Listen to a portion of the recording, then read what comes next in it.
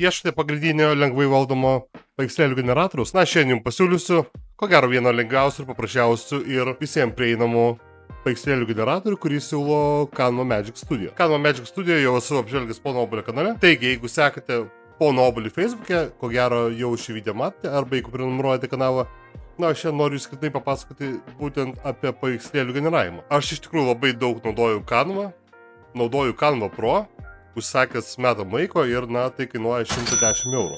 Tačiau visą tai, ką šiandien rodysiu, jūs galite padaryti ir nemokamai, su nemokama versija. Tiesa, na, ten yra šiokie tokie apribojimai. Jūs su savo nemokama versija galėsite sugeneruoti 50 paveikslėlių. Tiksliau sakant, 200 paveikslėlių, kadangi kiekviena generacija sugeneruoja 4 paveikslėlius. Tai turėsite 50 generacijų paveikslėlių arba 5 video generacijas.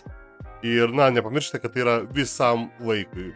Tai neatsinaujina, jeigu nenaudojate mokamą planą.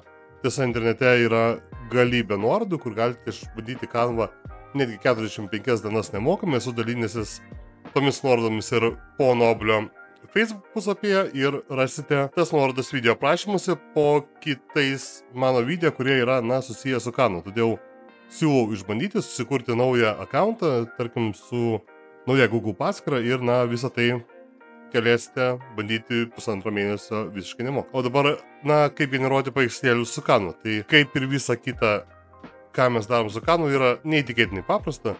Štai šiandien pabandysim susikurti naują dizainą ir, tarkim, susikurkim šiam YouTube filmui, kurį dabar žiūrite, susikurkime, na, paveikslėlį, tą, kurį matote prieš paspausdami video.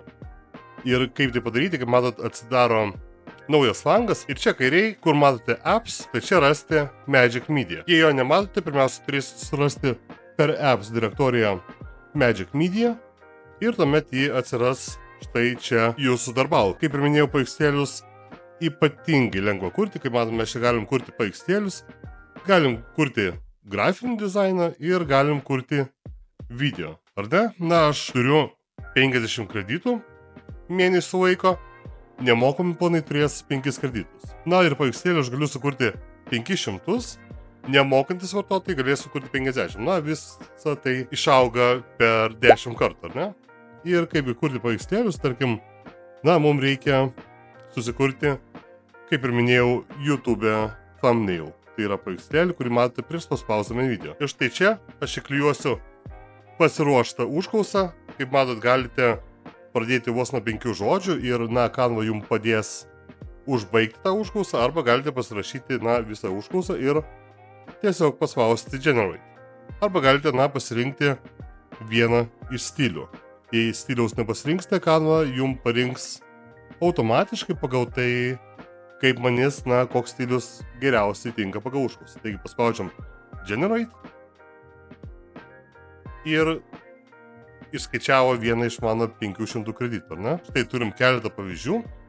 Kiekviena generacija, na, sugeneruoja po 4 paveikslėlius. Kaip matot, na, Canva turi tokį labai įdomų stilių, tai labiau tinka animacijom, nors ir pasirinksite nuotraukas, na, kad generuoti fotorealistinį stilių.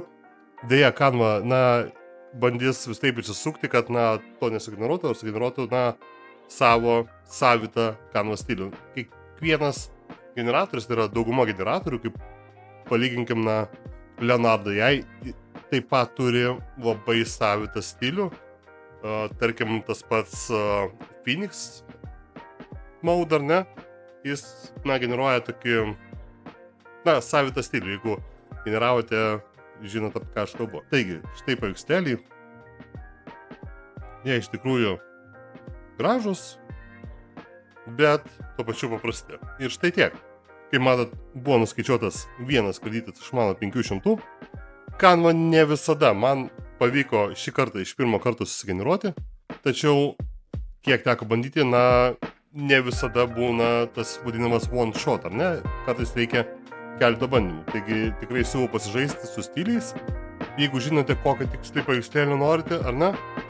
Ir tai buvo video, kaip kurti, na, paveikslėlius su Canva. Jeigu norite kur kas sudėtingesnių